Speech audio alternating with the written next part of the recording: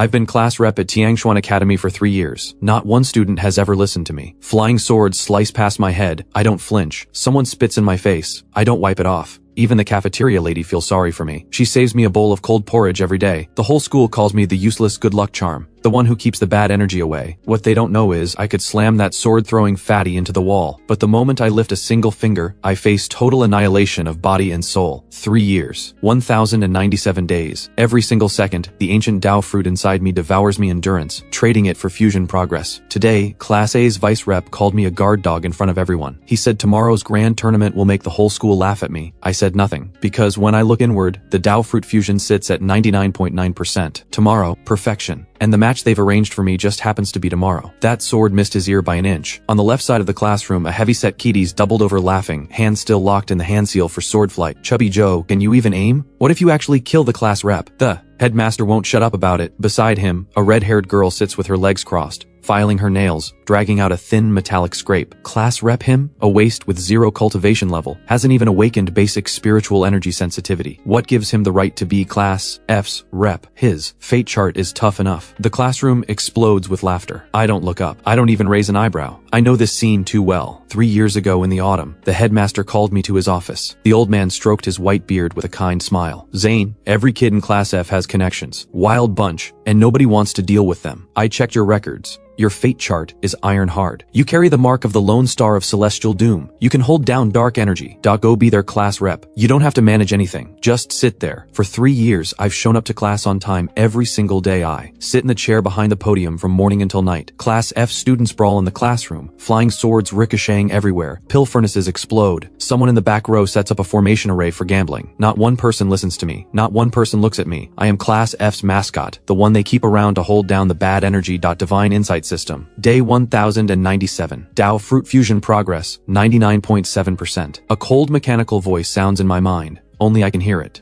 3 years ago, on my very first day sitting behind this podium, the system activated. No warning, no explanation. Just a line of ice blue text surfacing in the depths of my mind. Player soul compatibility confirmed. Divine insight system binding. Binding complete. Dao Fruit fusion initiated. Fusion method. Seated meditation and silent enlightenment. Warning. During fusion, the player must not actively release any power. Failure to comply will cause Dao Fruit collapse and total annihilation of body and soul. Those words hung like a blade over my head for 3 years. It's not that I don't want to fight back. It's not that I don't want to slap Chubby Joe's flying sword away the moment it grazes my scalp. Slam that fatty straight into the wall. I simply cannot. During fusion, my body is a sealed vessel. Any power I deliberately release will detonate the ancient heavenly power churning inside it. So I can only sit here, like a mud statue, like a guard dog, like everyone's useless mascot. Hey, Zane! A sharp voice cuts through my thoughts. At the classroom door, a boy in a Class A uniform leans against the doorframe, a sneer curling his lips. I slowly lift my gaze. I know him. Quinn. Class A's vice rep. Core bloodline of the Qin family. Early phase. Nascent soul cultivation. Top 20 in all of Tiangshuan Academy. Behind him trail 3 or 4 Class F students. Every one of them looking down their noses. Tomorrow is the grand tournament. Quinn strolls into the classroom, eyes sweeping across Class F's troublemakers. His smirk widens. I'm here with a message from our class rep Luchin. If Class F is smart, just forfeit tomorrow. Save yourselves the embarrassment of getting on that stage. The classroom goes dead silent. Class F students may be unruly, but in front of Class A, their confidence drains fast. Chubby Joe pulls back his flying sword.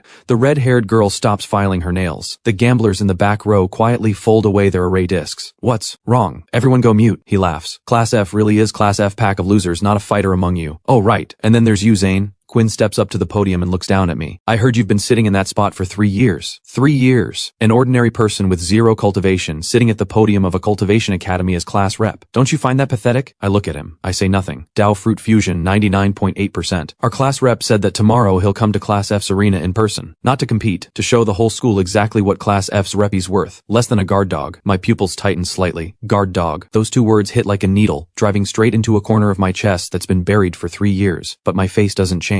It just slowly lower my eyelids and rest my chin back on my arms. You've said your piece. Get out. See you tomorrow. My voice is quiet, barely above a murmur. Quinn blinks. He clearly didn't expect me to be this calm. He scoffs, turns and leads his group out. The classroom erupts again. No way! Class A is way too cocky. Cocky? They've earned it. Lucian is late phase nascent soul. Our best guy, Chubby Joe, is only foundation building grand perfection. Whatever, it's not like Class F's ever won anyway. Zane, you seriously have no reaction to that? The red-haired girl shouts at me. They just insulted you to your face. I don't answer. I close my eyes. Dao Fruit fusion, 99.9%. Deep within my spiritual sea, in a vast and churning void, a fruit radiating dark golden light slowly rotates. Its surface is carved with dense, intricate patterns, each one holding enough power to unmake heaven and earth. 3 years, 1,097 days. I have sat behind this podium for 1,097 days. 1,097 days. Every day, that ancient supreme fruit fuses deeper with my soul. Just one last step, I tell myself. Tomorrow is tomorrow. When the end of day bell rings, Class F scatters like startled birds. Nobody says goodbye. Nobody looks back. The room empties fast. Only I remain, sitting behind the podium. Sunset pours through the window sand, stretches my shadow long. I stand, roll my stiff neck, and walk to the window. I watch the students on the courtyard below, full of energy and ambition. Smile barely flickers across my lips. Lucian, I whisper the name. Late phase nascent soul. Dao Fruit fusion, 99.9%. Final fusion estimated to complete by noon tomorrow. I turn and leave the classroom. My footsteps echo down the empty corridor. I walk slowly, steadily, as if measuring every inch of ground beneath me. 3 years of silence. It's time for it to end. By the time I get back to the dorm, the sky is completely dark. Class F's dorms sit in the far western corner of the academy. Edenji 3-story building, paint peeling, spiritual energy thin. Even the light formation arrays in the hallway are broken, flickering on and off like something out of a horror film. The entire building is mine alone. The reason is simple.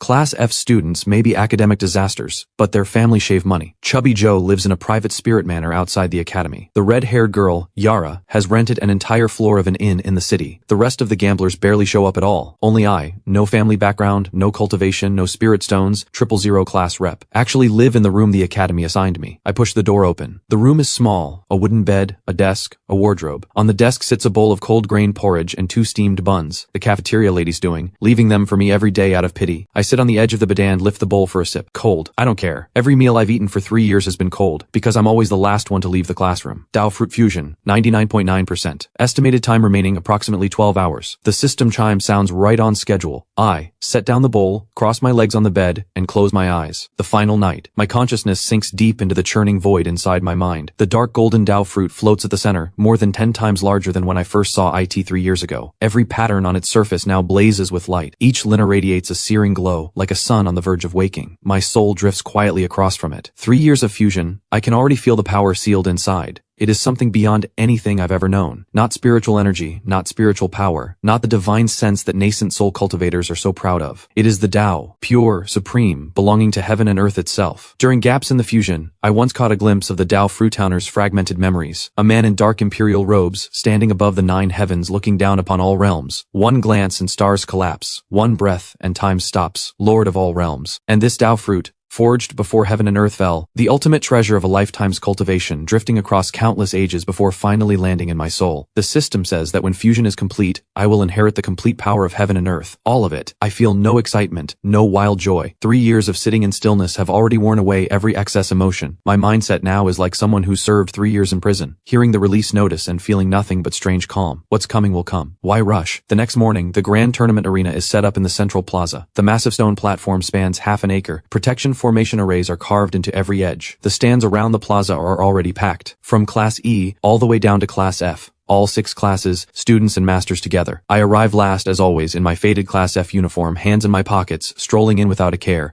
Every eye snaps toward me. Mockery, pity, curiosity, indifference. Class F's useless rep is here, hasn't trained a single day in 3 years. What's he doing at the grand tournament? Watching? I heard Lucian from Class A specifically called him out. Tisk. That's just cruel. I tune it all out and walk straight to the Class F section. Chubby Joe, Yara, and the other Class F members are already there. When they see me coming, their expressions are hard to read. Not welcoming, not hostile. More like, why are you here? Yara actually calls my name. Rare. Her red hair drifts in the morning breeze. Zane, maybe sit this one out. Lucian, that guy doesn't hold back. What if she doesn't finish? She doesn't have to. I drop into the last row of the Class F section, same posture as always, chin resting on my folded arms, eyelids half drooping. If I'm up, I say. Yara frowns but drops it. The grand tournament runs by tradition, starting with Class F climbing upward, Class F versus Class E, then the winner faces Class D, and so on. The bracket itself is designed to humiliate. Class Phi is always eliminated first. Every year. First match, Class F versus Class E. Chubby Joe, Class F strongest, takes the stage first. His opponent is a tall, lanky Class E student, mid-phase foundation building. The fight is unimpressive. Chubby Joe may be foundation building grand perfection, but his combat experience is terrible. He gets spun in circles by the lanky kid's footwork, and barely scrapes out a win by brute forcing his spiritual energy. Class F gives a scattered, half-hearted cheer. The next few rounds go badly, more losses than wins. The score barely ties with Class E going into the final deciding match. Who from Class F hasn't fought yet? The referee master scans the list, eyes landing on the last name. Zane. The whole arena goes quiet for a second. Then laughter breaks out. Zane? That waste? Class F really has nobody left. What's even the point? Class E wins. I open my eyes. Dao Fruit fusion, 100%. Ding. In that instant, something rises in my mind. A clear, resonant tone unlike anything before. Like a distant ancient bell struck hard, dark, golden light exploding through the depths of my consciousness. Every pattern on the Dao Fruit shatters at once. Limitless power surges like a broken dam, flooding into my soul, my meridians, every last cell. Congratulations, player.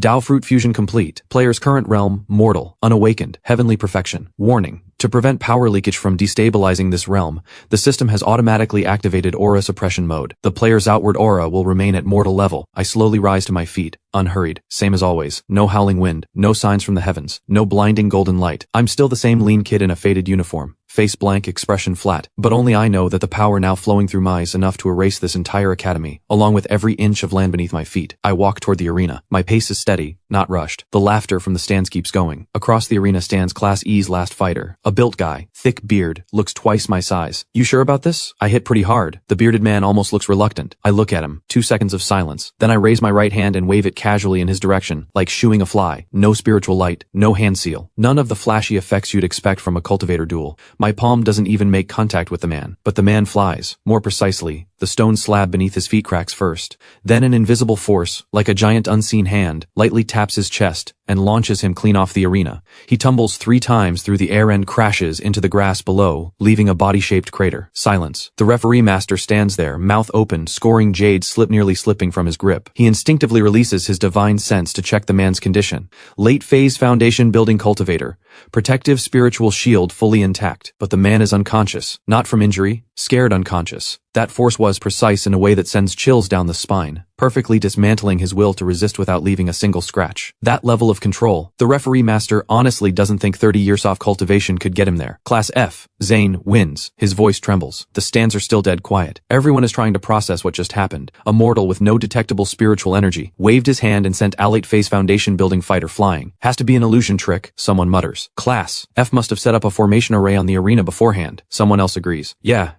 How else do you explain it? A waste can't just... I've already stepped off the arena. Back to the Class F section. Same seat, chin on arms, eyelids drooping, exactly as I was 5 minutes ago, like nothing happened. Chubby Joe stares at me for a full 10 seconds, mouth opening and closing, before he finally squeezes out, "Rep, did you just rip one? Did you fart him into the wall?" Yara flicks a nail against the back of Chubby Joe's head, but her eyes on me have changed. Behind that dark eyeshadow, for the first time, something calculating flickers. I ignore everyone. My full attention is on the system panel in my mind. Dao Fruit fusion. Complete. Players. Available abilities. Heavenly. Divine sense. Unlimited range. Can perceive all heavenly laws across all realms. Can freely invoke the laws of the Dao, including but not limited to time, space, cause and effect, life and death. Heavenly physique. Body indestructible. Immune to all techniques. Aura suppression mode. Maximum releasable power is capped at the mortal realm ceiling. Tribulation crossing grand perfection. Exceeding this limit will trigger heaven's backlash. Player advised to proceed with caution. I sit quietly and absorb this. Heavenly power crammed into a mortal shell. Like pouring the entire ocean into a single cup. The system's aura suppression mode acts as the walls of that cup, making me look no different from an ordinary person. But a cup is still a cup. I cannot release my full power in this low-level world, or the entire realm will pop like a soap bubble. Interesting, I think. The news of Class F beating Class E barely causes a stir, because the next opponent is Class D. Class D's strongest is early phase Golden Core, a full major realm above Class F. Next round, Class F versus Class D, the referee calls it. From Class D's side, a girl steps forward. High ponytail, a short sword at her hip. Sharp and composed, she releases her early phase Golden Core pressure without restraint, and the foundation building students in the Class F section go pale. Who's fighting? Chubby Joe shrinks into his seat. Yara looks away. The others look like they want to disappear. I'll go. I stand. Again? The referee frowns. Zane, early phase Golden Core and late phase foundation building are not in the same league. I'm already walking up. The ponytail girl watches me, brow furrowed. You're the one who sent that guy flying just now? Yeah. How? I think about it. Seriously. Strong. Grip. Her frown deepens. She takes a slow breath. Short sword out. Golden Core spiritual energy floods the blade A. Pale blue glow forms along the edge. I won't hold back. That's fine, I say, and nod. She launches, her body becoming a streak of blue light, sword thrusting straight for my chest, so fast that most of the stands only catch an afterimage. I extend 2 fingers, index and middle, and catch the blade's tip without an inch to spare. The blue light explodes. Spiritual energy floods from the sword, trying to break through, but my fingers don't move. Like 2 mountains pinching a falling leaf, the ponytail girl's pupils contract sharply. She pours everything she has into the blade. Her core spiritual reserves flood in like a dam breaking, and the glow on the sword blazes brighter and brighter. The entire arena trembles faintly. I stand still. 2 fingers. Same position. My expression is almost bored. Enough, I say. A light flick. A sharp metallic ring. The sword tears free, spinning up into the sky, arcing, and plants itself firmly in the stone crack at the arena's edge. The girl stumbles back 3 steps, wrist numb. The web of her hand split open, blood dripping between her fingers. She stares at me, chest heaving. What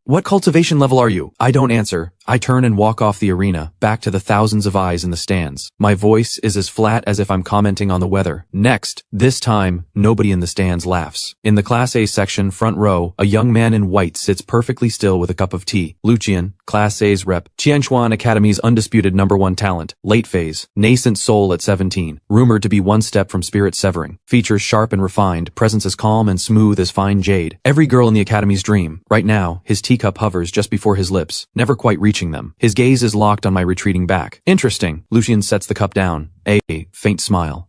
Behind him, Quinn's face is iron stiff. Not a word. Looks like tomorrow's match will be more entertaining than I expected. Lucian picks up his cup again and blows gently across the surface. Class F still has Class C and Class B ahead. Let them help me test what this stone is made of. 3 years of hiding the blade, 1 strike, and the world hears it. Zane, you hid well. Class C's headmaster is Master Zheng, a dry, wiry old man who always keeps his eyes half shut, like he's sizing everyone up. When news of Class F beating Class D reaches the Class C section, Master Zheng is cracking peanuts, the sound cutting through the silence of the stands. The early phase golden core girl had her sword flicked away by 2 fingers. Master Zheng pops a peanut into his mouth, chews twice. What's Zane's background? Pull the file. A boy beside him with glasses flips through a jade slip, speaking fast. Zane, orphan, no clan affiliation. Assigned to Class F as rep by the headmaster 3 years ago. Registered cultivation at enrollment, none. All assessments in 3 years. Absent taught spiritual root test. No spiritual root detected. No spiritual root. Master Zheng stops chewing. Someone with no spiritual root catching a golden core cultivator's full force sword strike with 2 fingers. That alone violates the basic rules of the cultivation world. Either the records are wrong, or this person has no bottom. Who goes up? Master Zheng asks. Master, I will. A broad young man rises from his seat, uniform straining over packed muscle, a black serpent dragon tattooed along his neck. Class C's top fighter, golden core grand perfection. They call him the Iron Tower. Rex Liu. Master Zheng glances at him and shakes his head. You're not enough. A flash of indignation crosses Rex's face, but he doesn't argue. Master Zheng's authority in Class C is absolute. If he says not enough, that's final. All of you, go. Master Zheng pulls out another peanut. Tournament rules don't ban a rotation attack. Wear him down with the lower ranked fighters first. Then you go last. I want to see how many rounds this mortal can take. Class C versus Class F. First match. Begin. The word barely leaves the referee's mouth when Class C's first fighter charges up. Late phase foundation building. Speed type sword cultivator. Fast and ruthless. Sword light pours down like a downpour. I step left. Every strike clips past my right side,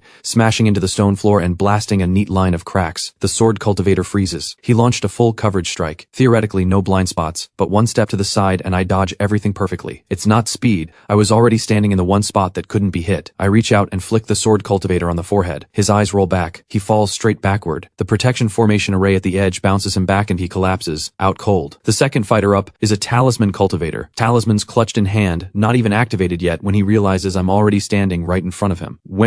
How did you? His mind goes blank. I pat him on the shoulder. Give up. He trembles head to toe, lips shaking, and finally forces out 2 words. I yield. 3rd match. 4th match. 5th match. Body cultivator. Array master. Beast tamer. My approach is different every time, but the result is exactly the same. None of them can touch me. I move like wind. Or like a wall. On attack, I'm everywhere. On defense, I'm untouchable. What makes everyone's skin crawl is this. Across all 5 matches, nobody senses even a trace of spiritual energy from me. I look like a genuine mortal, one who's just dismantling golden core cultivators. How is that possible? Someone in the stand starts shaking. How much is he actually hiding? Did you notice every move he makes uses the minimum force needed, just enough to knock someone out or force them back? Not a single person seriously hurt. That precision is scarier than anything our masters can do. In the Class C section, Master Zheng crushes the last peanut in his hand, not cracked open. crushed, shell, and all, ground to powder. Rex watches Master Zheng's face, and for the first time sees something he's never seen on this old fox. Gravity. Go! Master Zheng stands, brushes peanut dust off his pants, voice dropping. Don't hold back. Use your life-bound treasure. Rex takes a deep breath and steps onto the arena. The black serpent dragon tattoo on his neck comes alive, peeling right off his skin, becoming a 30-foot ink-black dragon apparition. The dragon opens its jaw and lets out a deep, rumbling roar. Golden core grand perfection pressure crashes outward like a flash flood. The stone slabs around the arena begin to split. Lower ranked students in the front rows are pushed back by the pressure. Faces white. Incredible. The Iron Tower lives up to his name. Golden core grand perfection plus a life-bound treasure. That's early phase nascent soul power. Rex's fists clench. The ink-black dragon circles above him, coiling for 3 full breaths. Then it dives. The dragon tears through the air. Its apparition carries the weight of total annihilation and hurls itself straight at my face. I lift my head and watch that roaring gink black dragon closing in. Then I yawn. I raise my right hand, easy and loose, fingers slightly spread, and close my hand gently around the dragon apparition. Its charge stops dead, like it slammed into an invisible wall, or like an unseen hand just grabbed it by the throat. The 30-foot dragon hangs frozen less than 1 foot from my face, mouth open, body thrashing, unable to advance even an inch. I close my fist. Crack. The dragon apparition splits in two, dissolving into a sky full of ink-black sparks that fade into the air.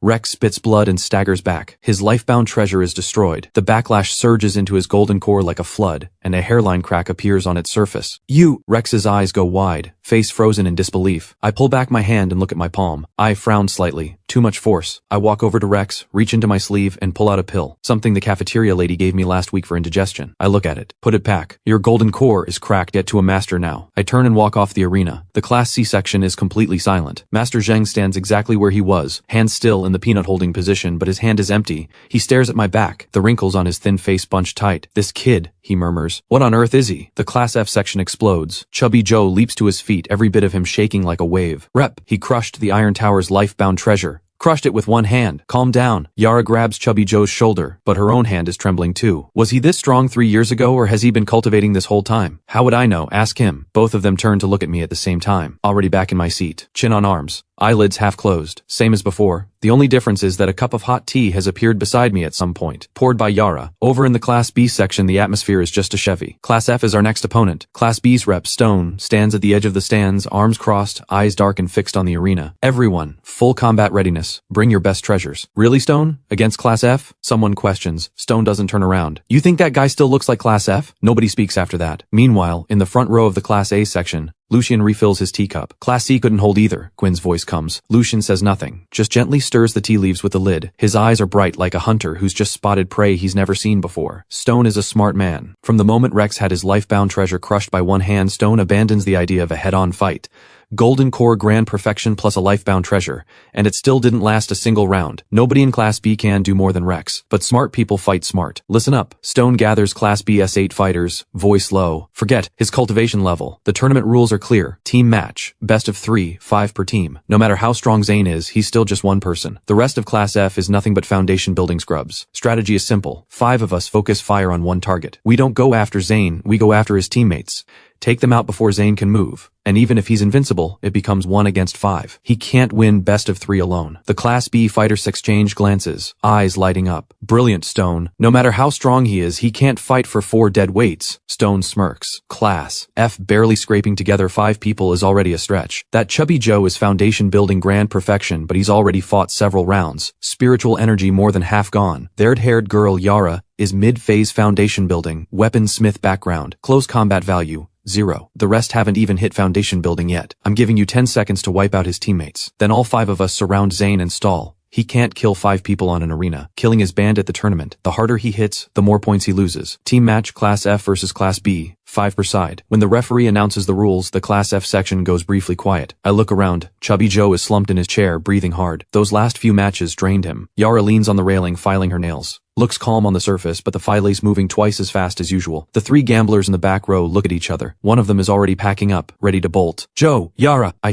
point at 2 of the 3 gamblers in the back. You two, with me. One of them, a scrawny, sharp-faced kid, points at himself. Rep, I'm barely early phase foundation building. Class B's weakest fighter is foundation building grand perfection. Just go up. Everything else, leave it to me, I say. The scrawny kid tries to argue more, but his classmate grabs his arm. The classmate gives a nod that says everything. Didn't you just watch those last few matches? Just follow this guy and it'll be fine. The 5 of us walk up. Across from us, Stone leads Class B's 4 lights into position. All 5 of them. golden core realm locked into a tight wedge formation, spiritual light weaving between them, aura razor sharp. Stone takes the rear hands clasped behind his back, the confident smiley of someone with a plan. The referee raises the flag. Begin. The instant the flag drops, all 5 Class B fighters move, but their target isn't me. The point of the wedge drives straight into Class F's left flank, where the scrawny, sharp-faced Kaid and the other gambler stand. Early phase foundation building fighters, paper targets in front of 5 golden core cultivators. Stone's strategy executes perfectly. 5 streaks of golden light crash forward like thunder, locked on target, perfectly coordinated, from launch to near impact, under 2 seconds. Then they hit something. Not brute strength, it's me. No one can track how I moved. 1 second I'm standing in the center of our formation. The next I'm in front of the scrawny kid and the gambler. Hands in my pockets. Expression flat. All 5 golden streaks slam into me at once. Boom. Spiritual energy blast tears off the stone railings at the arena's edge. Protection arrays strobe wildly. Through the smoke and dust, the 5 Class B fighters step back, eyes locked on the blast center. The dust clears. I'm still standing. A few streaks of ash on my uniform. Nothing else. Not a scratch. I look down at the ash on my uniform and frown. I brush it off with my hand. This uniform is 3 years old. I look up at the 5 Class B fighters staring back at me in total shock. There's a thread of genuine irritation in my voice. You're paying for this. Stone's pupils contract sharply. 5 golden core cultivators, combined attack, couldn't even damage my uniform. This is beyond what golden core can explain. Nascent soul? No. Even late-phase nascent soul might not tank that strike this effortlessly. Scatter. Buy time. Stone barks. All 5 Class B fighters launch in 5 different directions trying to open up space. Stone's strategy shifts instantly to plan 2. If wiping out Class F's teammates isn't possible, then scatter. Use the team match time limit to run the clock out. If no winner is decided in 20 minutes, it's a draw. I watch the 5 Class B fighters scatter in every direction. 1 second of silence. Then I raise my right hand, 5 fingers extended, and flick. 5 invisible forces launch simultaneously, hitting 5 separate targets moving at full speed in 5 different directions. 5 muffled impacts detonate at almost the same instant. Stone feels like a horse-drawn cart just ran through his chest head-on. He goes flying, crashes hard into the protection formation's barrier O-flight, and drops to the ground. He struggles to push himself up, mouth full of blood, vision blurring, and sees his other 4 teammates already strewn across the arena in every direction, all down. From start to finish, under 10 seconds, Stone lies flat on his back staring up at the open blue sky above. It suddenly hits him. All those tactics he'd planned were like ants debating how to trip up an elephant. Class F wins. The referee's voice trembles. The stands have gone beyond silent. It's suffocating. Thousands of students and dozens of masters fall into a shared panic that breaks every framework they know. Class F's useless rep who warmed the bench for 3 years, alone, has taken down Class E, Class D, Class C, and Class B's full rosters. From start to finish, not unrecognizable technique used, not one detectable spiritual energy wave released. I'm like a glitch, an unreasonable rule-breaking glitch in the entire cultivation world. And, next, the referee swallows hard and reads the last line like a machine. Class F versus Class A. Every eye in the plaza turns to the Class A section at once. Lucian sets his teacup down and rises, unhurried, white robes like snow, hair to his shoulders. His late-phase nascent soul pressure rolls outward, quiet, like a spring breeze, nothing like the aggressive displays from the fighters before him. Lucian's presence is steady and contained, still waters, unfathomably deep. He walks toward the arena, unhurried, a faint smile on his lips. Passing the Class F section, he pauses. Zane. Lucian turns his head, eyes level with mine as I sit in the stands. His tone is easy, like greeting an old friend. 3 years. I've finally been waiting long enough. I lift my gaze. Our eyes meet in the air between us. The noise around us seems to pull back like a tide. You know me? I ask. Lucian smiles. No answer. He turns and walks to the arena. I stare at his back, and something almost too small to notice shifts in my brow. Ding. System alert. Special target detected. Lucian non-native. Power residue detected within his body. Player advised to remain alert. Non-native power? My expression shifts. Barely. I rise slowly. For the first time in 3 years, my walk toward the arena is not a casual stroll. Interesting. The wind on the arena changes. Not natural wind. The kind that forms when 2 completely different forces collide, pressing against each other. Lucian stands on the north side of the arena, white robes snapping. His late-phase nascent soul pressure radiates outward like a tide, sending stone fragments skimming along the arena floor. I stand on the south side, hands in my pockets. Same faded old uniform. Loose threads at the cuffs drifting in the wind. 3 zhang apart. The stands are completely silent. Thousands of eyes locked on the arena, even breathing deliberately held back. 4 rounds of total domination have already shattered everyone's understanding of what's possible. And now standing across from Mice, the strongest student Qiangshuan Academy has produced in 300 years. Begin. The referee raises the flag, voice tight. Flag drops. Lucian doesn't move. Neither do I. 3 seconds. 5. 10, 2 statues. In the stands, some people start to fidget, but more hold their breath. They can feel the air on the arena growing thick, like something invisible is building, swelling, about to break. Lucian speaks first. I've been watching you for 3 years. From the very first day you sat behind that podium. His voice is calm, like stating a fact. 3 years ago, you had no cultivation aura at all, but your soul frequency was unlike anyone else in this world. How do I describe it? Like stuffing a sun into a ball of mud. Did you really think the mud could hide the light? I don't respond, but my frown deepens. Soul frequency isn't a concept from Tianquan Academy's cultivation system. Cultivators in this low-level realm can barely explain what a soul is, let alone precisely sense its vibration. Unless Lucian's knowledge comes from somewhere far above this world. What are you? I ask. Lucian extends his right hand, fingers spread wide. A point of dark red light appears at the center of his palm. The quality of that light is unlike anything in this world, unlike any spiritual energy here. Murky, hungry, carrying a rotting stench that turns the stomach, like pus seeping from the belly of an ancient corpse. Me? Lucian's smile is impossibly gentle. I'm here for a meal. The dark red light explodes. A devouring force tears open from Lucian's palm, like a bottomless void, greedily consuming every trace of spiritual energy within a vast radius. The protection formation on the arena fails first. The formation arrays are torn from the ground by the roots, streaming as light into the dark red vortex. Students in the front rows cry out and clutch their chests. The spiritual energy inside them is being forcibly drained, flowing through unseen channels toward the arena's center. Lucian, what are you doing? The referee shouts and launches forward, trying to reach the arena. A dark red barrier of light rises from the arena's edge, sealing the entire arena off from the outside world. The referee slams headfirst into the barrier and flies back dozens of feet. My apologies. Lucian, from behind the barrier, gives the referee a slight bow, as graceful as a guest excusing himself from a dance. Please wait outside. I'll be done eating shortly. Inside the barrier, the dark red vortex spins faster and faster. Lucian's body begins to change. Black patterns rise beneath his skin, like parasites writhing through his veins. His pupils stretch into vertical slits. Dark red light bleeds from his eyes. I've been feeding this body for 17 years. Lucian, or rather the thing living inside Lucian, rolls its neck, joints cracking. 17 years eating the spiritual energy of this low-level realm, bland as chewing air, until you arrived. 3 years ago. It fixes those slit pupil eyes on me, burning with hunger. The scent of a Dao Fruit, now that is a real meal. It clicks into place for me. This thing is not human. It is an ancient parasite, the kind that burrows into the souls of cultivators from higher realms. It feeds on souls and Dao Fruits. Somehow, it ended up stranded in this low-level realm, using Lucian's body as a shell, lying in wait for 17 years. All of it waiting for the Dao Fruit inside me to fully ripen and merge, to reach this exact moment. You waited 3 years, I say, no emotion in my voice. 3 years, Lucian beams. For a Dao Fruit, I've waited 30,000. The dark red vortex contracts sharply, becoming a dark red serpent hundreds of feet long, jaws wide open, lunging to devour me. Everywhere the serpent passes, space itself cracks apart, exposing Thera void beneath. This strike is far beyond late-phase nascent soul, even past spirit severing. If unleashed outside this arena, it would be enough to level all of Tianquan Academy. I watch the dark red serpent roar toward me and calmly raise my right hand. Unlike before, this time my palm lights up. Dark golden radiance rises from beneath my skin, like the first ray of dawn breaking through clouds, not blazing, not loud. But the moment it appears, every dark red vortex, the barrier, and every black pattern on Lucian's body begins to tremble. This is pressure from the top of the food chain, the Tao of heaven and earth. Against all things corrupt and dark, it is simply crushing from a higher dimension. I close my fist. The dark golden light becomes a pillar, driving straight through the serpent's skull. The serpent lets out a shrill shriek. Its massive body explodes from the center out, dark red fragments scattering in every direction, disintegrating the moment they hit the ground, like snowflakes dropping into boiling water. Lucian's smile finally freezes. No, impossible. He steps back. The stone slab under his foot cracks. A Dao Fruit just fused. How can the purity already be this high? You've already fully mastered it. I don't answer. Take one step forward. Just one. But when that step lands, the entire arena shudders and cracks spiderweb across the dark red barrier from edge to edge. The parasite inside Lucian senses death. It starts to fight. Lucian's body twists violently, bones dislocating in rapid succession. Black patterns tear free from beneath his skin, becoming solid tendrils that lash at me. I move through them, calm, unhurried, until I stand before Lucian. I raise my right hand, palm down. I press it onto the top of his head. Dark golden light pours from my palm and floods into Lucian's body. A shriek tears from his mouth, inhuman, sharp.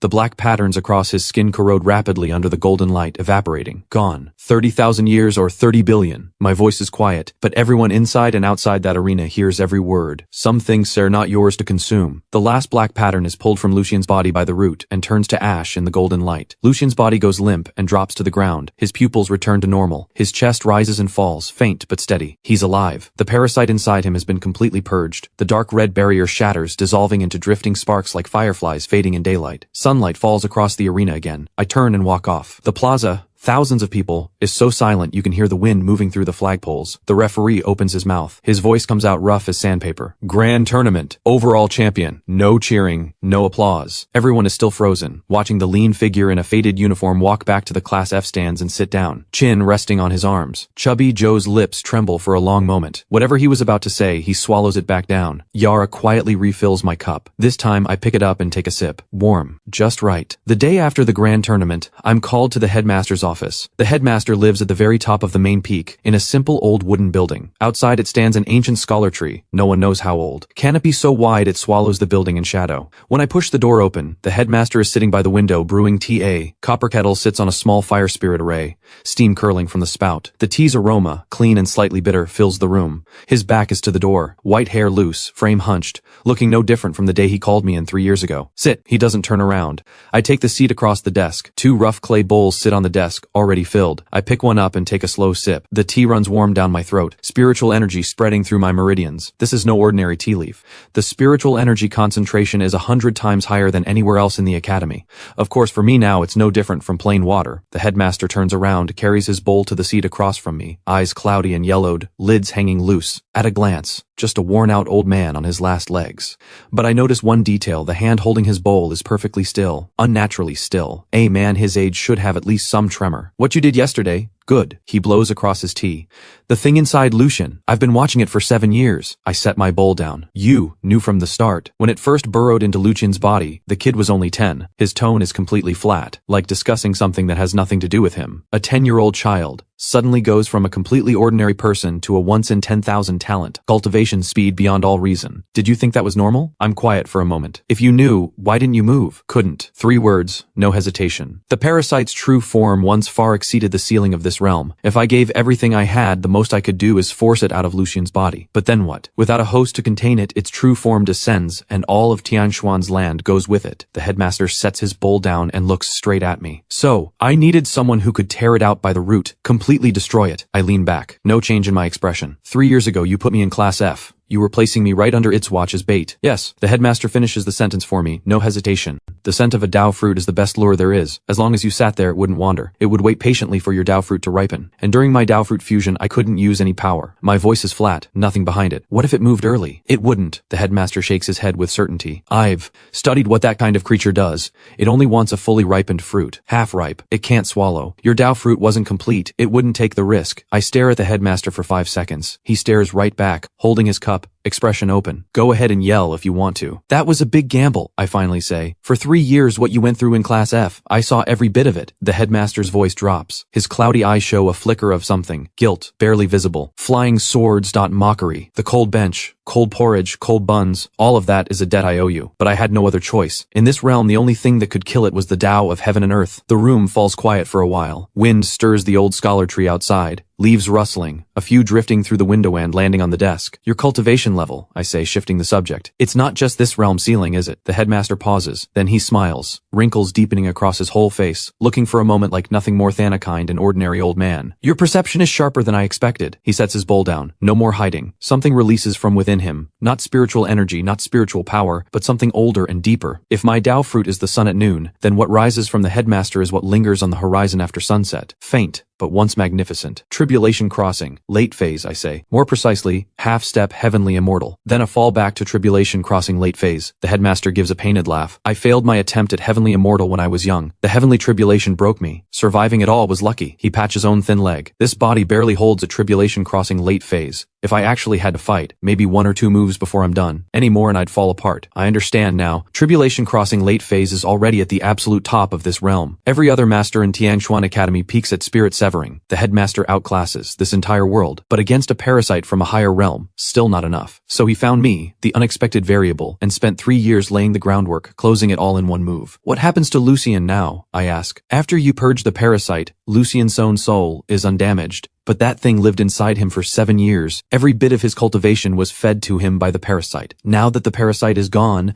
the cultivation goes with it. Exhales, the Academy's #1 genius at 17, nascent soul late phase, overnight, back to immortal with no spiritual root. Worse off than you were. At least you knew what you were waiting for. He doesn't know anything. I don't say a word. The headmaster rises from his seat and walks to the window. He watches the students crossing the courtyard below. He's quiet for a moment. Then, as if just remembering something, he reaches into his sleeve and pulls out a jade slip. Almost forgot. This is for you. I take it. I send my divine sense into it. The message inside is brief and blunt. Northern border of the Tiangshuan continent. Deep within the Wanyao Mountains, large-scale spatial rifts have been opening for the past 3 months. Corrupted beasts of unknown origin keep pouring through. 3 border cities have already been wiped out. The headmaster's voice drops low. The energy signature of those rifts matches the entity that was inside Lucian. My eyes sharpen. You're saying it wasn't acting alone? The headmaster nods slowly. The pale sky outside reflects in his clouded eyes. It was only the vanguard. The room falls silent. I tuck the jade slip into my sleeve and stand. I'm almost at the door when the headmaster calls out behind me. Zane. I stop. I don't turn around. Starting. Today, you're no longer class rep of Class F. I turn and look at him. He's holding his tea bowl with both hands, his smile carrying a quiet trace of guilt and a whole lot of relief. 3 years is enough. Time to get up and walk. I say nothing. I push the door open and leave. A leaf from the old locust tree drifts onto my shoulder. The wind takes it away. I walk down the steps and through the corridor. I move through the crowd on the academy's main path. Sunlight hits my face, bright enough to make me squint. I narrow my eyes and notice 2 people sitting on a stone bench nearby. Chubby Joe and Yara. Joe has a massive bag of snacks clutched to his chest, his cheeks stuffed full.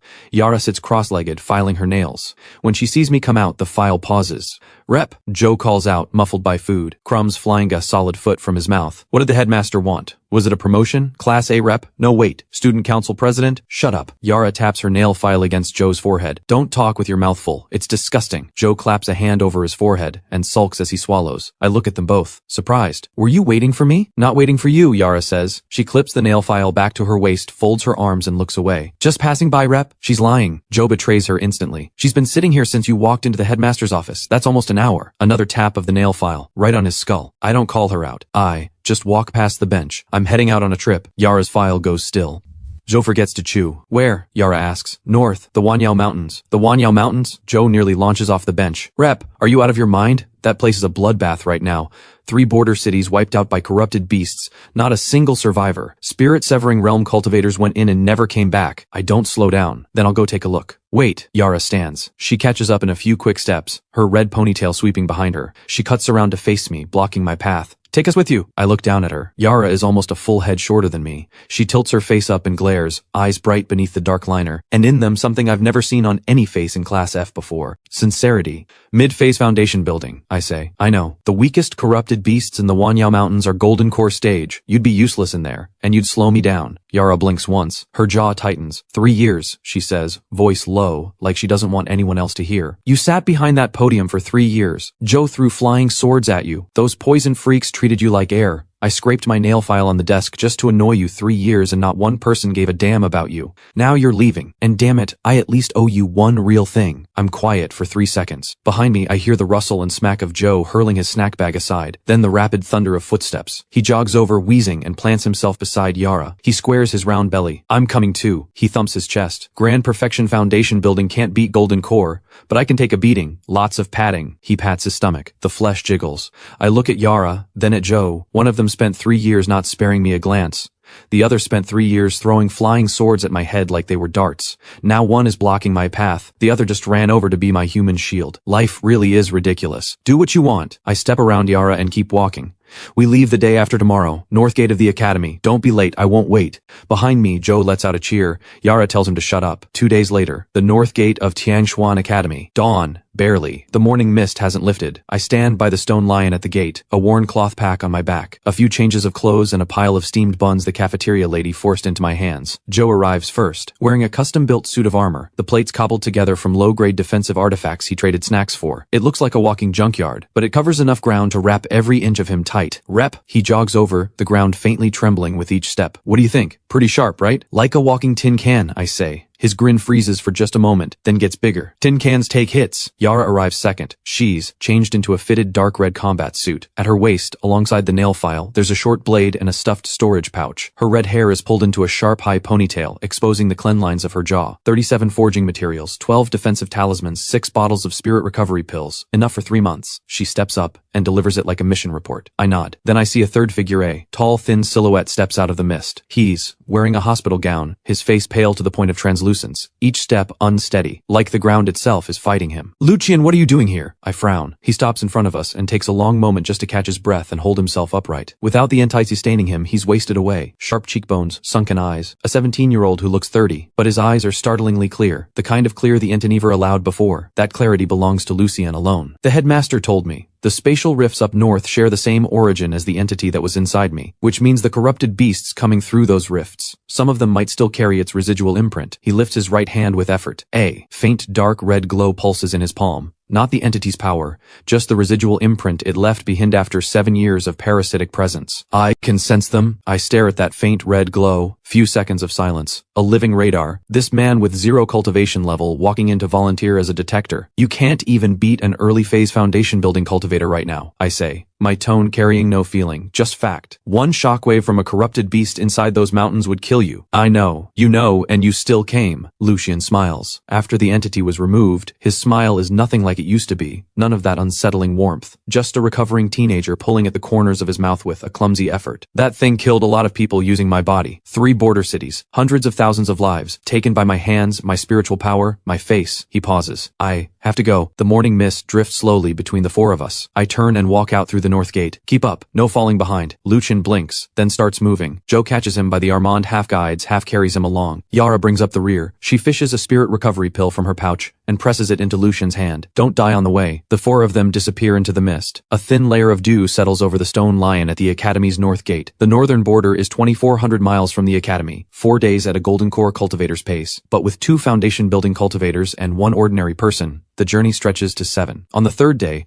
we pass the first destroyed city. Half the wall has collapsed. The gray bricks are covered in charred claw marks. The city gates hang open. The doors splintered to sawdust. Debris litters the ground. The streets inside are empty. Only the wind moves, sweeping dust through the broken walls and rubble, making a sound like a low, hollow wail. Joe stands at the gate. His usual goofy grin is gone. Completely, for the first time, a city of hundreds of thousands. Not one survivor. Yara crouches and examines the claw marks. Her fingers brush the scorched brick and flinch slightly. These marks carry residual energy from at least 7 or 8 different types of corrupted beasts. They attack together. Lucian stands in the middle of the street, eyes closed. The faint, dark red glow in his palm flickers. There's a residual imprint, stronger in that direction. He opens his eyes and points north. I stand at the gap in the wall, my gaze moving past the broken rooftops toward the northern horizon. The outline of the Wanyao Mountains is faintly visible. Above the range, a dark red gash stretches across the clouds, as if something has torn the sky open. Along its edges, tiny dark red sparks keep falling, dropping into the depths of the mountains. My expression settles. The energy density of that rift is at least 100 times stronger than Lucian's residual imprint, the Vanguard. The headmaster was right. The entity inside Lucian was only ever a scout, and something far larger is waiting on the other side of that rift. Let's move. I pull my gaze back. My voice is steady. The 4 of us walk through the dead city and press north. The entrance to the Wanyao Mountains is a narrow gorge. Cliff walls tower on both sides, the dark rock blanketed in deep purple moss, giving off a sickly sweet smell of rot. The floor of the gorge is slick, coated in a thick, dark red liquid. Impossible to tell if it's blood or something else. The moment we step inside, the dark red glow in Lucian's palm doubles in intensity. It's everywhere. The density is too high. I can't pinpoint a specific direction. You don't need to. I look up, at the dark red rift cutting across the sky above the gorge. The target is straight ahead. We push about 30 miles into the gorge before the first wave hits. At a bend in the path, black wolf-shaped creatures are crouched in the recesses of the cliff wall. Each one is 3 times the size of a normal spirit wolf. Dark red veins pulse faintly beneath their fur. Their eyes have no pupils, just a churning mass of murky dark red light roiling in their sockets. Golden core mid-phase, 7 of them. Yara's hand goes to the short blade at her waist. Her knuckles go white. Joe swallows hard, shoves Lucian behind him, and raises his fists. The protective light around his armor flares, but compared to the aura of the 7 creatures ahead, it's a matchstick against a bonfire. I walk between the 2 of them. Don't move. I head toward the 7 beasts, same unhurried pace I use in the Academy hallways. The corrupted beast sense me coming. As one, they drop into a low crouch, low growls rumbling in their throats. The dark red veins surge brighter. The lead beast lunges first. I raise my left hand, palm out. A flash of dark golden light, and the lead beast freezes in midair, like someone hit pause. Golden markings bloom across its body, dense and intricate, spreading along the dark red veins. Everywhere they reach, the dark red light dims, fractures, and evaporates. 3 seconds. The lead beast drops to the ground. Every dark red vein is gone. Its clouded eyes clear, restoring the gold pupils that belong to a spirit wolf. It shakes its head slowly, as if waking from a nightmare. Then it sees me. Its golden pupils contract sharply. Its fur stands on end. It lets out a short, sharp whimper, tucks its tail, and scrambles backward, vanishing into a crack in the cliff wall without a trace. The other 6 beasts watch this happen. They go still for half a second. I spread all 5 fingers. 6 threads of dark golden light shoot out at once. All 6 beasts lock up. The dark red veins on their bodies dissolve like frost under a blazing sun, gone completely in moments. The 6 restored spirit wolves huddle together. Overlapping whimpers rise as they scramble over each other, bolting into the forest. Start to finish, under 10 seconds. There, not dead. Joe's eyes go wide. They were ordinary spirit beasts from this mountain range to begin with. I lower my hand. The corrupted energy from the rift eroded their mind sand, turned them into corrupted beasts. Remove the corruption, and they come back. Lucian stares at the direction the wolves disappeared, thoughtful. Same as me. I glance at him and say nothing. The deeper we go, the more frequent the waves become, and the larger the beasts. I lead from the front. Every wave I raise my hand and purify. Mechanical, precise, like a perfectly calibrated purification machine. The dark golden light flares again and again. Wave after wave, corrupted beasts return to themselves and scatter in every direction. But our pace keeps slowing, because of Lucian. The closer we get to the rift, the thicker the corrupted energy in the air. And Lucian's residual imprint acts like a magnet, pulling the surrounding corruption straight into him. His face goes from pale to gray. Blood seeps from the corner of his mouth. He shakes with every step. Stop! Yara pulls a spirit recovery pill from her pouch and presses it into Lucian's mouth, then takes out a defensive talisman and presses it against his back. The talisman flares briefly, barely enough to block the worst of it. Lucian leans against the cliff wall and gasps, his forehead slick with cold sweat. I can still walk. Another half mile and we'll be carrying you. Yara's tone is blunt. Her hands, wiping his sweat, are not. I stand 10 paces ahead and look back. 2 miles ahead. 2 miles is directly beneath the rift. You 3 wait here. Rep, Joe starts. This isn't a discussion. I cut him off. The corrupted energy at the rift's core is dozens of times stronger than here. If you go in, Lucian dies on the spot. Your golden core and Yara's spiritual root will be corroded. My tone is flat. No room for argument. Joe opens his mouth, then swallows it back down. Yara stands and stares at my back. Her lips move. 3 words come out. Come back alive. I don't turn around. I walk. 2 miles, roughly 15 minutes. Not because it's difficult, because I'm watching. The area directly beneath the rift has completely transformed. The rock on the ground is buried under dark red crystalline formations. Like a reef of blood coral has grown from the earth. The air is thick with corrupted energy. Dark red haze rolls visibly along the ground. Above me, the rift looms close. More than 100 yards across, its edges constantly shedding fist-sized dark red energy clusters that drop toward the earth. Each one hits the ground and rapidly expands, and becomes a new corrupted beast. This is why they never stop coming. The rift is pouring corrupted energy into this realm without pause. Everything it touches, every living thing, gets turned into a mindless killing machine. I stand directly beneath the rift, looking up at the dark red wound torn across the sky. My heavenly divine sense pushes through the rift hand into the space on the other side. 1 second, I pull it back. On the other side of the rift is a boundless dark red void. Tens of thousands of entities float within it. The same kind as the one inside Lucian, but far larger and far more numerous. They press against the rift like a swarm of starving locusts trying to force the opening wider. If that rift reaches its breaking point, they will all come through. When that happens, forget the Tiangshuan continent. The entire realm becomes their feeding ground. I pull my gaze back. A slow, quiet breath out. I raise both hands. Dark golden light pours from every pore of my body, 100 times more intense than anything before. It doesn't expand outward. It flows along my arms and gathers between my palms, condensing into a golden sphere the size of a fist. Its surface is etched with markings identical to the Dao Fruit, every line rotating, weaving, and reshaping at a speed visible to the naked eye. The dark red rift above senses the power. It shudders violently. The energy clusters falling from its edges suddenly accelerate, as if the swarm on the other side has sensed the threat and is frantically pumping in more power. I don't move, raise my palm slowly. The golden sphere lifts free. It hovers 3 feet above my head and begins to expand. Fist-sized, melon-sized, millstone-sized, dark golden light floods the entire area. The dark red crystalline formations on the ground let out a sharp, piercing crack under the light, shattering to dust piece by piece. System alert. Player is activating the heavenly law. Severance of cause and effect. Current output is approaching the mortal realm's maximum threshold. Please exercise restraint. I ignore it. Severance of cause and effect. the most fundamental law within the Dao Fruit.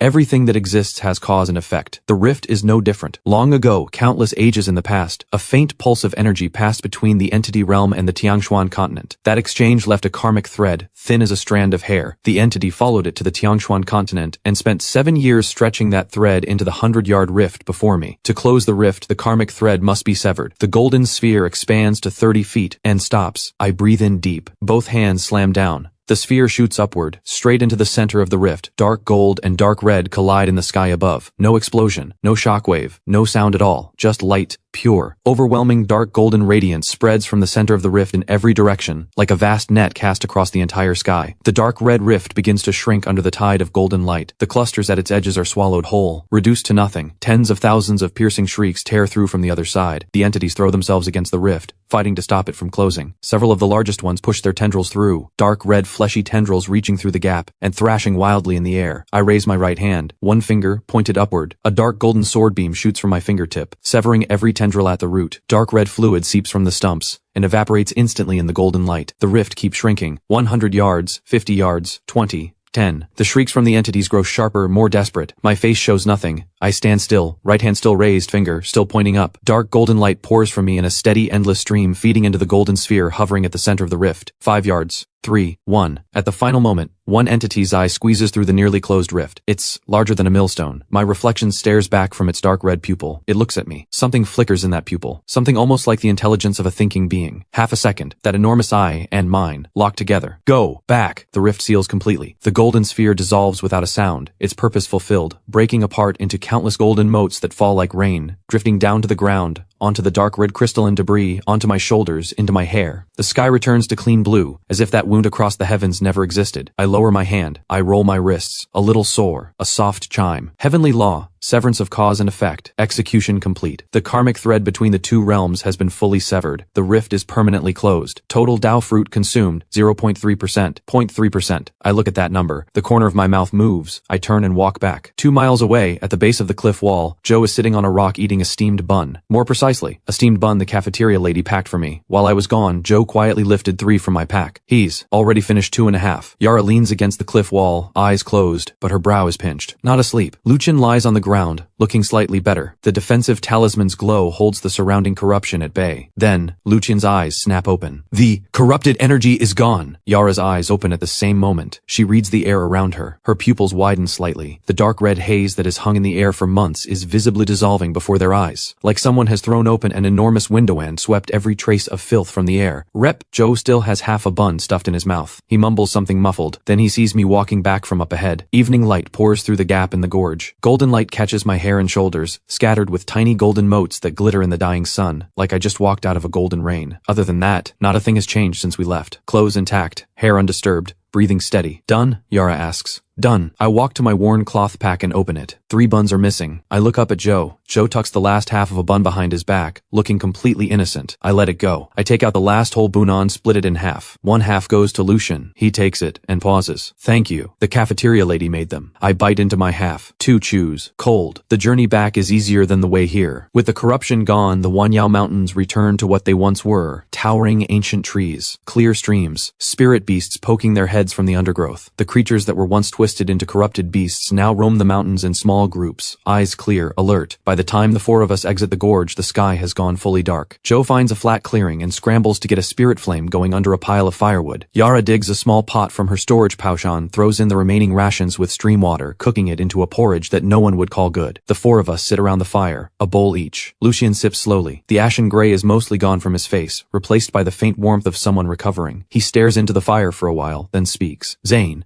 what do you plan to do after this? I hold my bowl and think. When I was thrown into Class F 3 years ago, I never thought about after. During the Dao Fruit integration, I couldn't move. Every bit of my focus went into surviving the day. But now, the Dao Fruit integration is complete. The rift is closed. The entity is gone. And I realize, I genuinely have no idea what I want to do next. I don't know. I answer honestly. Go back and keep being class rep, Joe says loudly. His bowl nearly tips over. Didn't the headmaster say you didn't have to anymore? That's definitely just being polite. You're the rep, always have been. Yara rolls her eyes but doesn't argue. I finish the last of my porridge and set the bowl down. I lean back and look up. The night sky above the Wanyao Mountains is almost unreasonably clear. The Milky Way stretches from end to end, starlight like scattered diamonds across black velvet. For 3 years, I sat in that classroom every day and never once looked at the sky. Let's head back for now, I say. We'll figure it out. The campfire pops and crackles, sending sparks up into the dark, where they mix with the stars. Joe lets out a full belch, leans back against a rock, and starts snoring. Yara pulls off her jacket and drapes it over Lucian, then wraps her arms around her knees against another rock and closes her eyes. I sit by the fire, hands folded together, chin resting on my arms, the same posture I held behind that podium for 3 years. But this time, my eyes don't close. I watch the fire. I watch the firelight fall across 3 sleeping faces. I look up at the endless river of stars. For 3 years I was a stone idol, motionless, untouchable. Now, finally, I can stand up.